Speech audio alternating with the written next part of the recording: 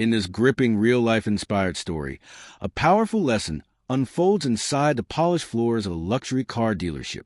When a wealthy black entrepreneur poses as a janitor to inspect the very business he just acquired, he witnesses firsthand the racism and cruelty hidden beneath the surface. What begins as a day of silent observation becomes a shocking revelation of abuse, arrogance, and unchecked prejudice. The dealership boss, drunk on power and privilege, mocks and belittles a man he thinks is a nobody. But the tables turn in a way he never saw coming. This story is about justice, about pride, and about what happens when people judge others by their uniforms, not their character. The pungent sting of bleach wafted through the air of the Silverline Motors showroom. Luxury sedans gleamed under fluorescent lights, every one polished to a shine so perfect you could see your past mistakes reflected in it. Marvin Dorsey pushed a mop across the black and white checkered tile, his steps slow and methodical.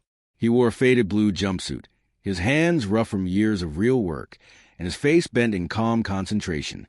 To everyone watching, he looked like just another middle-aged black janitor trying to make a living. But Marvin wasn't what he seemed. The staff barely acknowledged him. A few nodded half-heartedly when he passed, but most ignored him completely, especially the man pacing near the glass office at the front of the building.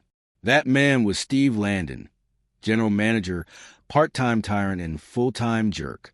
Steve had been running the dealership like a kingdom for the past 8 years, and he acted like a king. His favorite sport? Mocking the underpaid cleaning crew. As Marvin scrubbed a smudge near the front desk, Steve strutted over, coffee in hand, arrogance in his stride. "You miss a spot, Jerome," Steve smirked, deliberately using a random stereotypical name. "Or do you just clean better when there's fried chicken nearby?" A young salesman nearby chuckled uncomfortably. Marvin simply looked up, raised an eyebrow, and offered a short nod. "No, sir," Marvin replied evenly. "Just doing my job." "Your job?" Steve laughed, shaking his head. "Your job is to stay invisible and keep the floors clean. This is a luxury dealership, not a public restroom." The words hung in the air like acid. Marvin didn't flinch. He just returned to mopping, silent, unbothered. But inside, something stirred. Not anger, not pride, purpose. Because tomorrow, everything would change. 2 weeks earlier, Marvin had signed the final papers acquiring a 75% stake in Silverline Motors. A once dominant local dealership now struggling with lawsuits, employee turnover, and poor leadership, primarily thanks to Steve. Marvin wasn't a janitor. He was the CEO of Dorsey Auto Group, a network of successful black-owned dealerships in Atlanta, Charlotte, and Memphis. He'd started out washing cars at 17, worked his way through community college, then business school, and eventually built his empire from scratch. He wasn't rich from inheritance. He was rich from grit. But Marvin didn't just want to own this dealership. He wanted to know its soul. He wanted to see how employees were treated when they thought no one important was watching. So he showed up as Marv the janitor. An old favor from a friend at the temp agency sealed the role. He worked for 3 weeks, in silence, in shadows, and what he saw broke his heart. Steve Landon played the perfect public face, charming to customers, smugly confident during client calls, and falsely friendly with suppliers. But when no one important was around, he unleashed another side.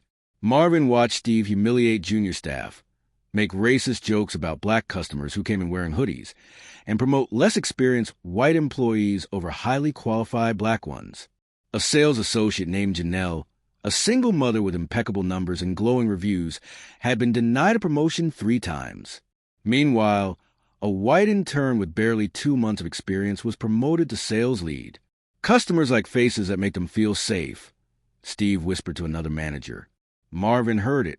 He never forgot it. Then came the final straw. It was a Tuesday.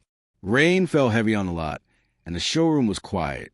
Marvin was wiping down the employee break room when Steve walked in, red-faced and barking into phone.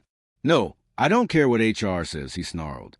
"That guy Jamar or Jamal, whatever his name is, wants Sunday off for a family funeral. I don't care if his grandma died twice. If he's not here, he's fired." He paused. "Tell him this isn't some welfare center. It's a real job. We don't make exceptions for janitor folk. He hung up and spotted Marvin. You hear that, Marv? Steve grinned. Funerals every other weekend with your type. Can't keep track of how many cousins y'all have, huh? Marvin's jaw tightened. I hear you loud and clear, Marvin said softly. The next morning, an email went out to the entire dealership staff. Mandatory all-staff meeting, 9 a.m. sharp. They gathered in the main showroom. Steve, looking sharp in a blue blazer and smug as always, stood ready to address the team. Then a man in a tailored gray suit stepped forward. Some staff gasped. It was Marv. No mop, no jumpsuit. Just presence, power, dignity.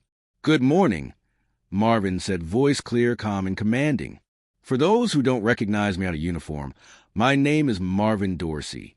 As of 3 weeks ago, I'm majority owner of Silverline Motors. The silence was deafening. I spent the last few weeks undercover, learning who you are, how this place runs, and how you treat people you don't think matter.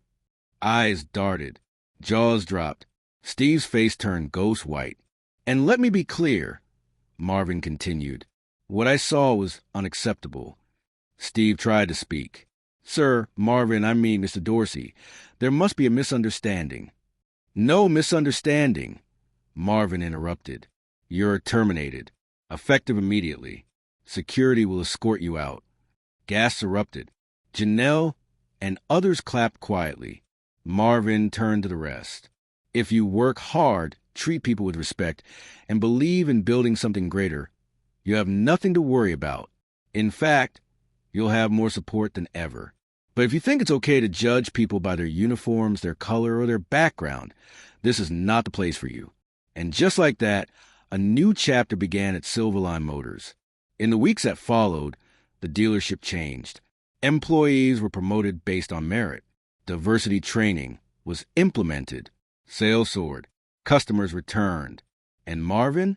He showed up every Friday to sweep the lot, just to remind people that greatness doesn't always wear a suit. Never judge someone by the job they do. The person you laugh at today might own the building tomorrow. Treat everyone with respect, not because of who they are, but because of who you are.